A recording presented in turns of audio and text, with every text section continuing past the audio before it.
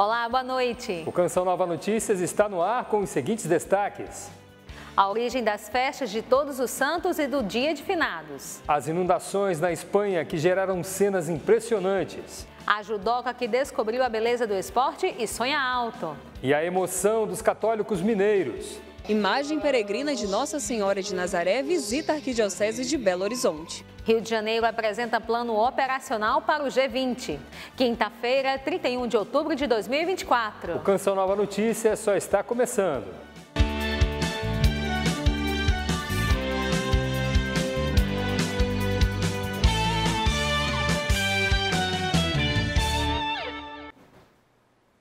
Boa noite. Apaixonada, curiosa e competente. Para o Papa Francisco, qualidades de uma comunicação bem feita, principalmente onde os holofotes estejam voltados para os últimos e as vítimas de guerra. O perfil do bom comunicador foi traçado hoje pelo Santo Padre na audiência plenária do Dicastério para a Comunicação. Já ouviu dizer que quando fazemos o que gostamos, não trabalhamos?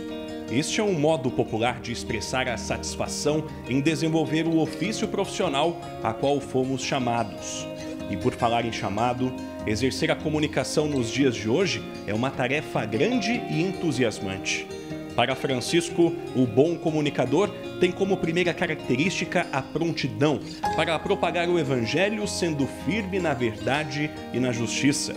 Construir pontes e não muros ideológicos. Promover comunhão e não a divisão, deixar-se envolver pelos dramas do nosso tempo e não a indiferença.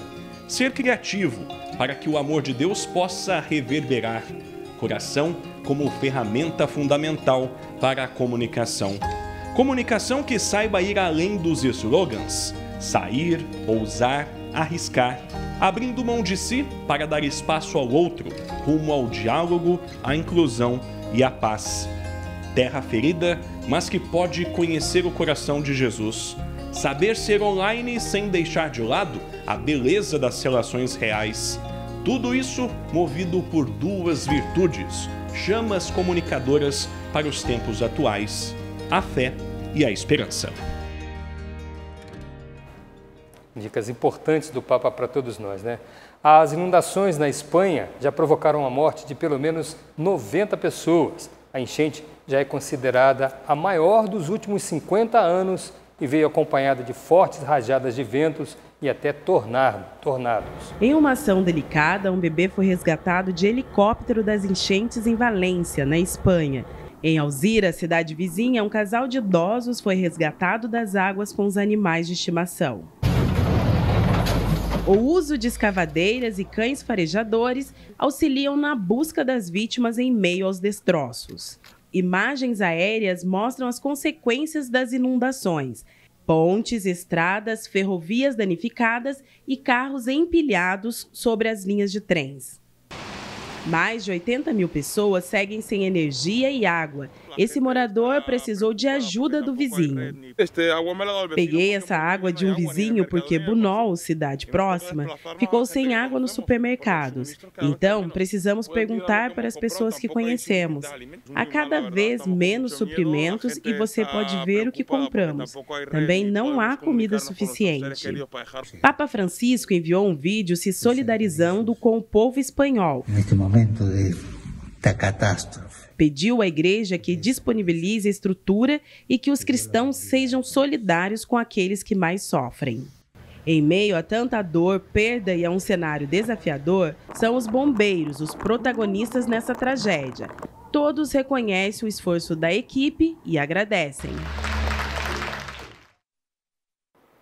O primeiro dia de novembro será de temporal em vários pontos do país e as temperaturas voltam a subir em várias regiões. A chuva chega pelo corredor de umidade do norte do Brasil, que estimula nuvens carregadas no interior do país. Os temporais vão continuar em Minas e em Goiás. São esperados grandes acumulados, especialmente no Espírito Santo e no território mineiro. Pode ter temporal em Belo Horizonte e em Vitória.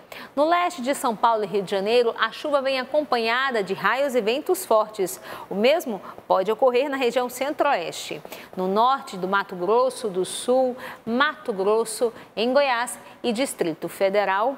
No sul do país pode chover no litoral de Santa Catarina, litoral paranaense e em Curitiba. Já na maior parte do Rio Grande do Sul, sol e calor e não chove. Do outro lado do país, na região norte, chove com risco de temporais no Acre, Rondônia, sul do Amazonas, Pará e Tocantins. Já em Boa Vista, Belém e Macapá, tempo firme. Eu disse lá no começo que as temperaturas vão aumentar e o Nordeste é prova disso. O tempo fica firme no Piauí, Maranhão, Ceará e o ar fica seco no interior cearense, paraibano e pernambucano. E também no Nordeste baiano. Já no sul do Maranhão, Bahia e Piauí pode chover. E no restante do país tem mais calor. Vamos aí às máximas. Vai fazer 32 graus em Rio Branco, 33 em Cuiabá e 34 graus em Manaus.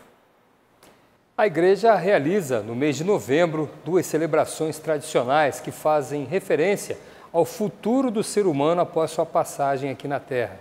Nossos repórteres Antônio Matos e Elane Gomes contam qual a origem das festas litúrgicas de Todos os Santos e de Finados. A fé na ressurreição é a base do cristianismo. As celebrações propostas pela igreja ao final do ano litúrgico relembram que a vida não termina aqui. O que a gente pensa é que a gente quer se encontrar com o Pai, né? A gente procura viver em santidade, né? A grande esperança da igreja é que todos se salvem, todos ressuscitem um dia, mas para ir para a eternidade com Deus. A solenidade de Todos os Santos tem suas origens entre os séculos II e III da era cristã, comemorada na véspera do dia anterior.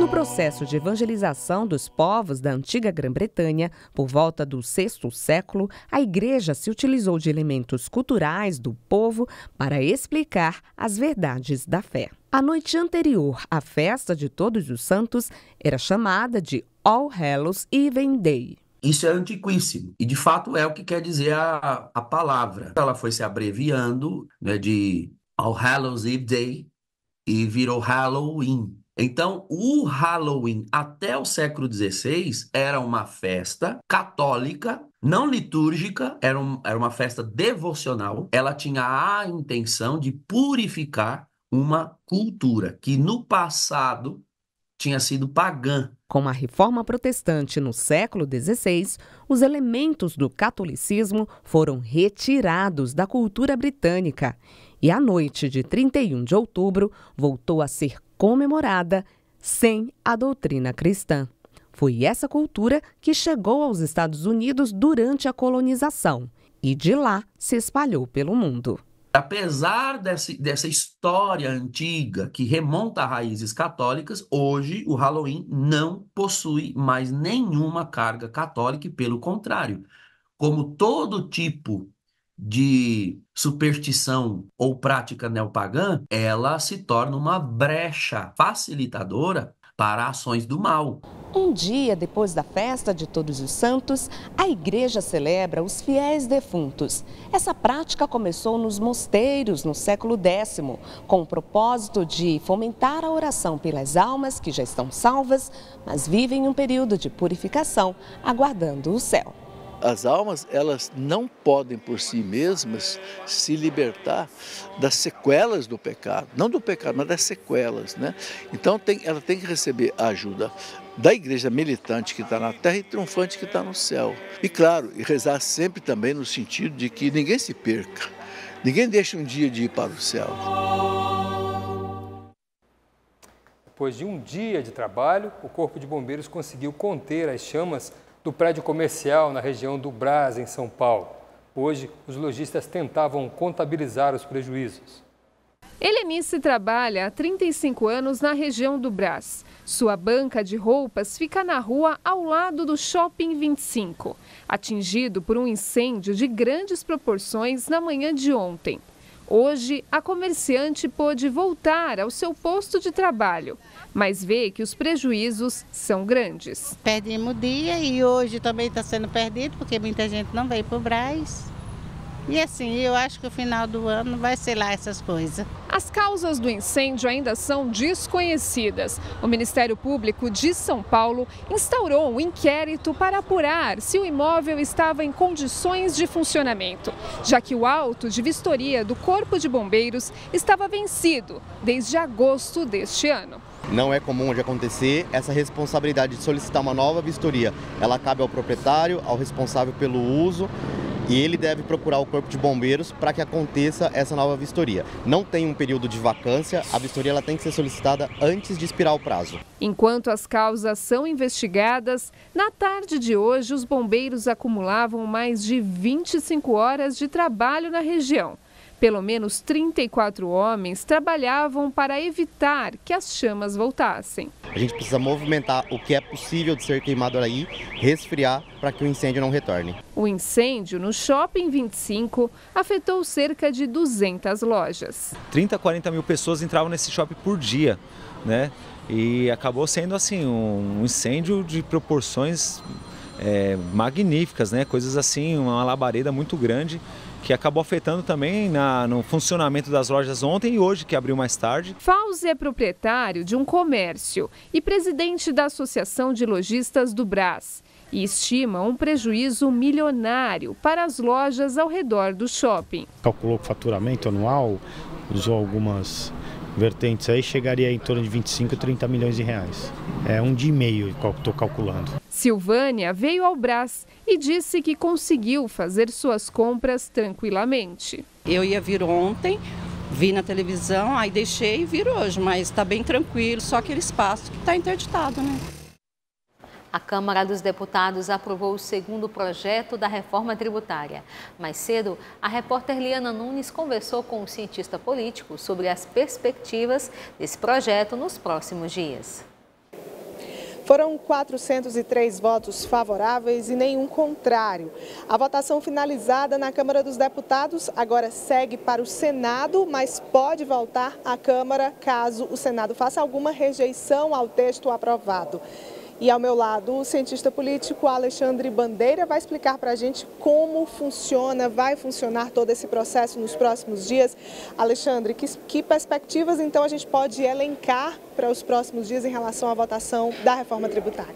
Eu acho que a tendência da reforma tributária é transitar mais tranquila agora no Senado, já que há um acordo entre as duas casas de ainda esse ano poder sacramentar a reforma tributária, até porque o decurso para ela começar a valer é muito longo. As primeiras medidas, a partir da aprovação, deveriam valer a partir de 2027, com a última valendo a 2033. Então eu acho que o Senado, nesse sentido, já até trabalhou no acordo com a Câmara para que a votação na Câmara pudesse chegar já mais ou menos organizada no Senado, para que o Senado pudesse referendar ainda esse ano.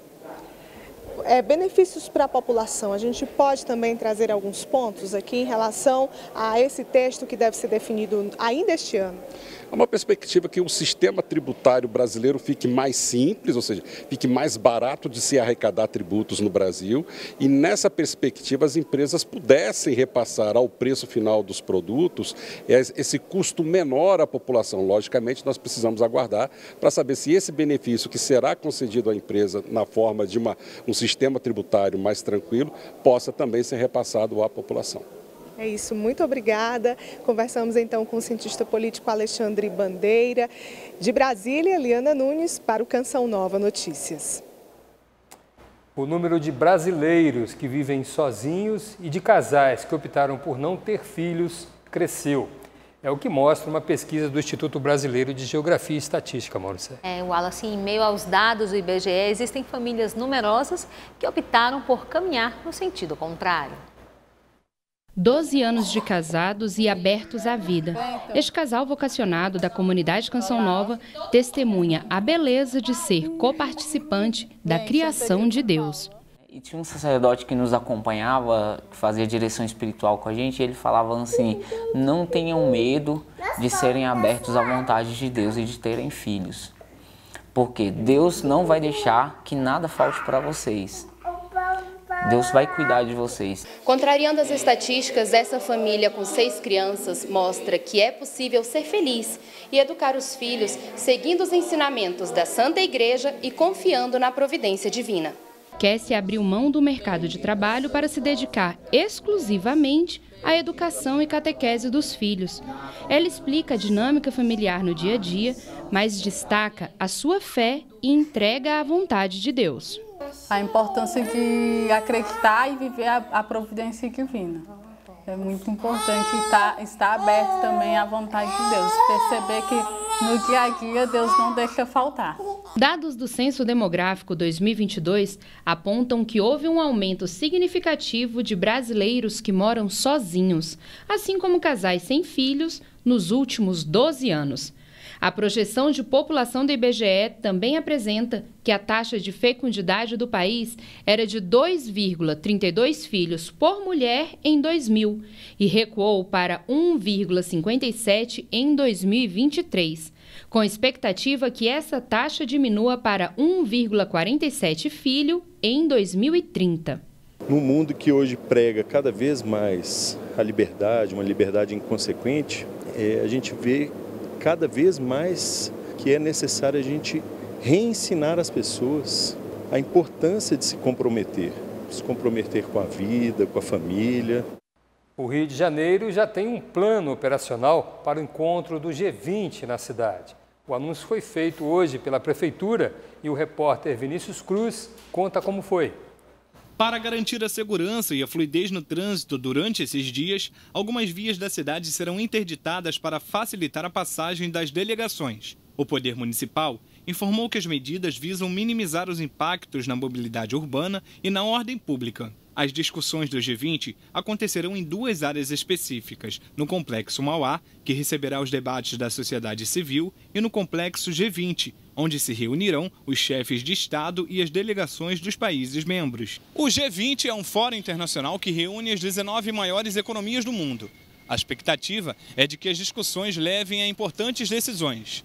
Os países membros do G20 representam 85% do Produto Interno Bruto mundial. Segundo o prefeito Eduardo Paes, os eventos relacionados ao G20, que começaram no início do ano, tiveram um impacto relativamente baixo na rotina dos cariocas. O G20 começou no início desse ano, né? Nós tivemos ao longo do ano uma série de encontros, de eventos acontecendo. Não é nosso objetivo que a população saia da cidade. Nosso objetivo é que a população fique na cidade, desfrute da cidade, receba bem os nossos visitantes. Os debates do G20 Social são uma iniciativa do Brasil na presidência do grupo e reunirão milhares de integrantes de organizações da sociedade civil nos 3 dias de debates. Na plenária final, marcada para o sábado, dia 16 de novembro, estão previstas 5.000 pessoas. Diversos romeiros se deslocam à Aparecida para viver uma experiência de fé, mas também tem aqueles que aproveitam, Alice, para fazer compras na feira municipal. E quem vai ao local em qualquer dia da semana nota a presença dos vendedores. Só que essa realidade deve mudar por causa de uma liminar da Justiça. Em frente ao Santuário Nacional, lá está ela, a Feira de Aparecida. A feira em si, ela começa a história com o intuito de ajudar as famílias necessitadas, as famílias carentes do município de Aparecida. São pelo menos 2.000 barracas permissionadas, ou seja, cadastradas junto ao poder público para a venda de produtos. No entanto, a Avenida Monumental, a partir de novembro, tende a ficar mais vazia. Isso porque a Justiça entendeu como insalubre o ambiente da feira e pediu a desobstrução da via, que nos últimos meses era ocupada diariamente pelas bancas. Um dos motivos são as coberturas das barracas com lonas altamente inflamáveis. A gente vem aqui, abre, arruma a mercadoria, vende um pouco, ajuda na despesa. Aí quando chega sexta, sábado, domingo, que são um fluxo de gente maior, a gente vende mais. Porque favoreceu os pessoal da feira, que só pode trabalhar sexta, sábado e domingo, né? E fechando agora atrapalha um pouco, porque a gente só depende do final de semana. E quando abre durante a semana, é um benefício para a gente. A feira é o segundo ponto turístico de Aparecida, mas a feira é uma das mais importantes depositárias da nossa economia, do nosso social, da dignidade das pessoas que lá trabalham, que alimentam suas famílias. De acordo com a Justiça, as bancas da Feira Livre de Aparecida deverão ser montadas a partir das 18 horas de quinta-feira e desmontadas até o final do domingo. ou segunda-feira, caso haja algum feriado neste dia. Quem não cumprir com o cronograma terá a mercadoria apreendida e poderá ser multado. Com essa decisão que provavelmente não vai poder ficar aberto durante a semana, aí praticamente prejudica muito nós, porque, queira ou não queira, é a única renda que nós temos. Com a decisão, o calendário previsto em uma lei municipal deve garantir o funcionamento ininterrupto em todos os dias da semana, nos meses de janeiro, abril, julho, outubro e dezembro. Já na semana que vem, ações como limpeza urbana e demarcação de solo devem acontecer, além do diálogo entre Executivo e Ministério Público. Vou buscar também, já estou buscando uma audiência com o promotor de justiça para que a gente possa caminhar onde se haja também respeito aos feirantes, é o que eu penso. Neste sábado, a igreja celebra o Dia dos Fiéis Defuntos e o programa Além da Notícia desta quinta-feira vai tocar nesse mistério, como será a vida após a morte. O convidado, Dom José Francisco Falcão, bispo auxiliar do Ordinariado Militar de Brasília, vai mostrar como a morte, embora inevitável, é também o início da vida eterna prometida por Cristo. Desde os tempos de Adão e Eva, quando o pecado entrou no mundo, a morte passou a ser uma realidade inevitável para toda a humanidade. O fruto da desobediência trouxe não apenas a separação de Deus, mas também o mistério da morte, que acompanharia a jornada de cada ser humano. Todas as culturas em diferentes épocas buscaram entender o que vem após o último suspiro. Filósofos, teólogos e poetas se debruçaram sobre essa questão, enquanto o homem comum, em sua rotina, muitas vezes prefere não pensar no inevitável. Mas, para nós católicos, a morte não é o fim. Ao contrário, é quando tudo começa para valer. É o início da vida eterna, a promessa de Cristo para os homens. Mas, por que é tão difícil para os humanos pensar na eternidade junto a Deus? No Líbano, um empreendedor criou dentro de seu bistrô uma cozinha improvisada.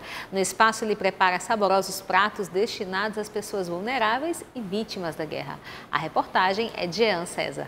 Descasca, coloca na panela, mexe bem e deixa cozinhando. Como você pode ver, as quentinhas são preparadas em grandes tachos. Isso porque 3 vezes por semana, cerca de 300 pessoas degustam por dia as famosas receitas da mãe de Julian.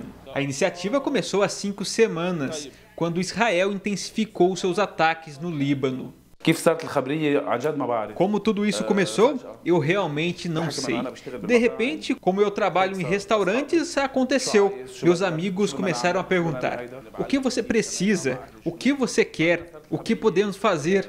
E nos tornamos um grupo. Além dos pratos aos necessitados, Julian também transformou sua sala de estar em um armazém temporário, com roupas, colchões e leite em pó para os bebês. Nós separamos as roupas dependendo da idade, para podermos dar ao maior número possível de famílias. Ainda temos leite, fraldas, absorventes higiênicos, acolchões, até brinquedos e cobertores bonitos para as crianças. Na última audiência geral na Praça São Pedro, o Papa Francisco rezou pela paz e afirmou: a paz é um dom do Espírito. E a guerra é sempre, sempre, sempre uma derrota. Na guerra ninguém ganha, todos perdem. Abdallah Hakim é deficiente auditivo e recorda com tristeza da guerra e a destruição que ela causou em sua casa. Ele queria ir tomar banho e sentiu muita pressão. Ele pensou que o bombardeio estava muito longe. Ele foi até a sua sacada e descobriu que era perto de sua casa. Muitos de seus amigos que sabem que sua casa fica em Gobeire estavam ligando para ele. Eles pensaram que ele estava morto. A comunidade surda no Líbano é muito pequena. Precisamos ajudar uns aos outros. Como você sabe, é mais difícil para alguém que não pode ouvir do que para alguém que pode ouvir. Eles não conseguem ouvir os avisos ou as notícias e não conseguem se expressar claramente e dizer o que sentem. A guerra é um período de dor, medo e incertezas. Por isso, todos somos chamados a propagar a paz. Iniciativas assim são capazes de transformar toda a dor todo sofrimento em alívio, não é verdade? Lutar pelos sonhos, brigar para que eles se realizem. Uma judoca do interior de São Paulo segue um caminho assim. No próximo mês vai disputar um campeonato mundial nos Estados Unidos. Luta, força, ação. Esse é o judô. A sensei Ana Paula aprendeu a dar os primeiros golpes aos 7 anos. Eu achava muito chato. Falava assim, nossa, que negócio chato, eu não quero ir. Falava pro meu pai que eu não queria e tal. Aí um dia ele deu uma brincadeira de pega-pega lá, de correr, que eu fiquei encantada. E aí nesse dia o sensei falou, quer brincar? Aí eu falei, sim, eu quero. Entrei pra dentro do tatame e tô brincando até hoje. E agora a Ana vai participar do Campeonato Mundial de Veteranos, que acontece em Las Vegas, nos Estados Unidos, entre os dias 4 e 7 de novembro. Ana vai disputar na categoria acima de 78 quilos, com idade entre 35 e 39 anos. E não apenas representará São José dos Campos, sua cidade natal, mas a força e a paixão pelo esporte. Com 14 para 15 anos, tinha uma seletiva para fazer parte da equipe de São José dos Campos. No primeiro ano dessa seletiva eu entrei e aí o negócio começou a ficar mais sério. E foi aí que o judô deslanchou e virou não só um esporte que eu amava, mas sim uma profissão. A atleta dedicada mostra talento. Com o respeito conquistado nos tatames, ganhou patrocínio. Juntando forças aí como patrocinadores do Grupo Casa e o Madriel Pinmol, estamos conseguindo dar essa possibilidade da Ana voltar a ser campeã mundial e trazer esse título aqui para São José. A empresa pertence ao jogador Casemiro. Natural de São José dos Campos, teve infância humilde. Revelado pelo São Paulo, foi convocado para a seleção. Passou pelo Real Madrid e hoje está no Manchester.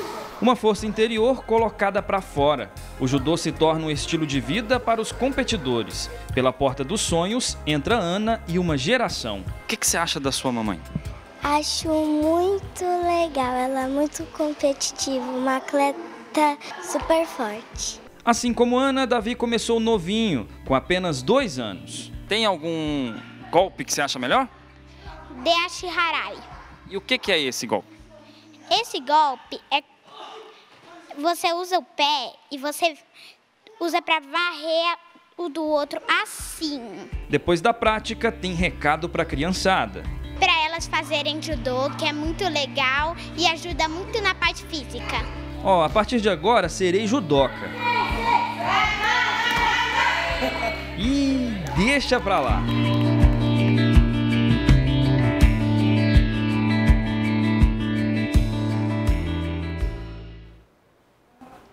A Canção Nova existe para anunciar o Evangelho, levar a esperança cristã, promover a vida e a família. Esta mensagem desafiadora das Sagradas Escrituras pode alcançar muitos lares e famílias pelos meios de comunicação.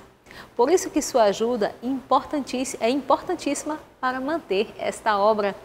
Hoje, último dia de nossa campanha no mês de outubro, alcançamos 92% e ainda dá tempo de fecharmos a campanha. Visite o site clube.cançãonova.com e faça sua doação. Ou, se preferir, doe pelo Pix com a chave pix.doação@cançãonova.com. Obrigada por sua fidelidade. A música instrumental brasileira acordou com uma imensa lacuna hoje. É que morreu na noite desta quarta-feira em Florianópolis o pianista Arthur Moreira Lima. O carioca tinha 84 anos e lutava contra um câncer no intestino há 1 ano. O músico nasceu em 1940 e começou a estudar piano aos 6 anos. Foi reconhecido mundialmente por tamanha maestria com o instrumento. O pianista que marcou a música erudita brasileira era um apaixonado pelos estudos. Tinha formação sólida e aprimorou técnicas em escolas na França e na antiga União Soviética.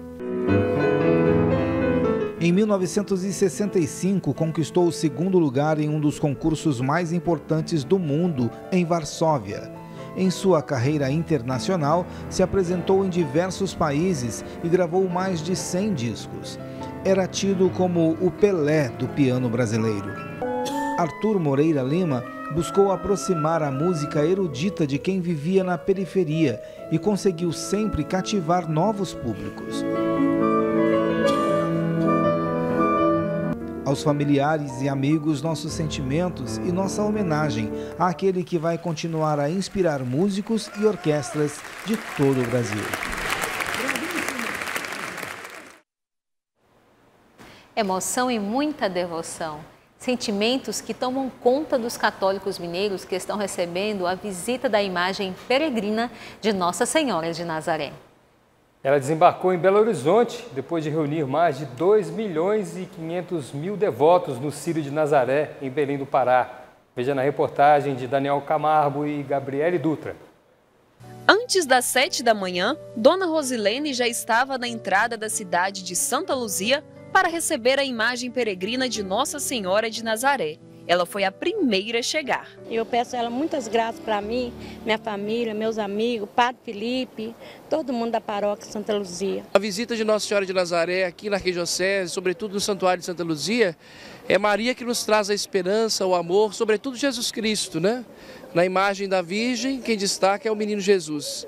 Então nós estamos muito felizes. Em carreata, a imagem de Nazinha, como é carinhosamente chamada pela equipe da organização, foi levada ao santuário dedicado a Santa Luzia, onde foi recebida com muita festa.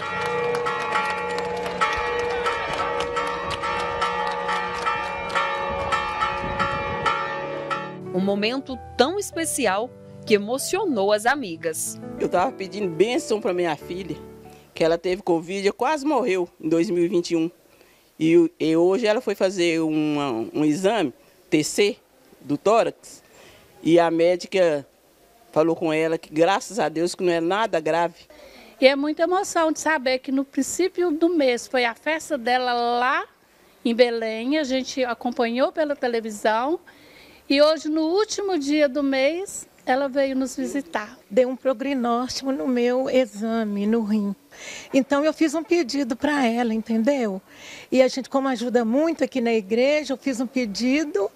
E olha para você ver, eu repeti, depois que eu fiz a novena, esperando ela aqui, meus exames deu tudo limpo, não teve mais nada. Viva Nossa Senhora de Nazaré! Após a procissão motorizada, uma Santa Missa foi celebrada em honra à Virgem de Nazaré.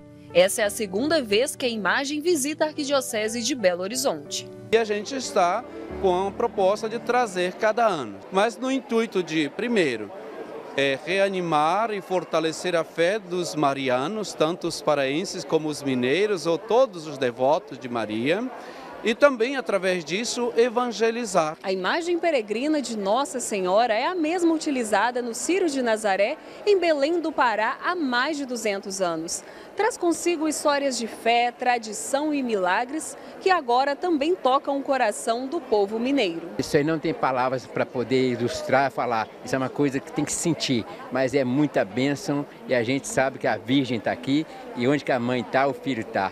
Para nós é um privilégio, né, ter oportunidade de poder vir aqui receber Nossa Senhora de Nazaré, né? Ai, é uma emoção muito grande. Ao trazer a imagem, eu estou também trazendo a possibilidade de muitos que não podem ir lá, poder estar com Nossa Senhora, né? Então, é um momento de graça.